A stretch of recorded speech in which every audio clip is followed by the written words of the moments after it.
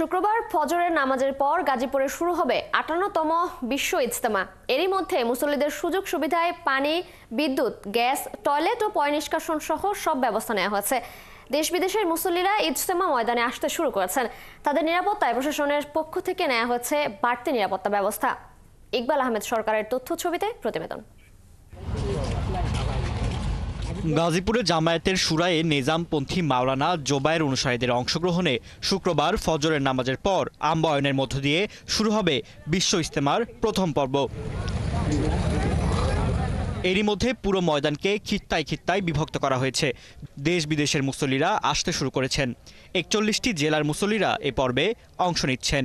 আমাদের যেহেতু আগামী শুক্রবার দিন জুম্মার নামাজ, তো এখানে বিশাল একটা মজমা হয়, তো মজমার জন্য মাঠ পুরোপুরি প্রস্তুত। আমরা একমাত্র আল্লাহ পাক রব্বুল আলামিনের নৈকট্য হাসিল করার জন্য এখানে আসছি।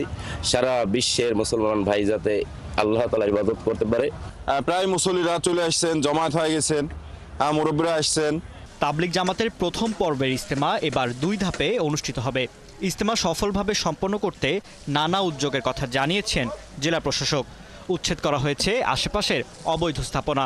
ইজতেমার আগে যে অবৈধ স্থাপনা সরানোর বিষয় ছিল, সেটা তো আমার মনে হয় ইতিমধ্যে সম্পন্ন হয়েছে। এই ইজতেমা বিষয়ে কাজে কোনো ধরনের সমস্যা না হয় সেই বিষয়টা আমরা মাথায় রাখছি। গাজীপুর মেট্রোপলিটন পুলিশের কমিশনার জানান, ইজতেমায় আগত মুসল্লিদের জন্য সব ধরনের নিরাপত্তা ব্যবস্থা নেওয়া হয়েছে। আমরা প্রচুর পরিমাণ ফোর্সের চাহিদা দিয়েছি। পুলিশ হেডকোয়ার্টার আমাদেরকে সহযোগিতা করছে।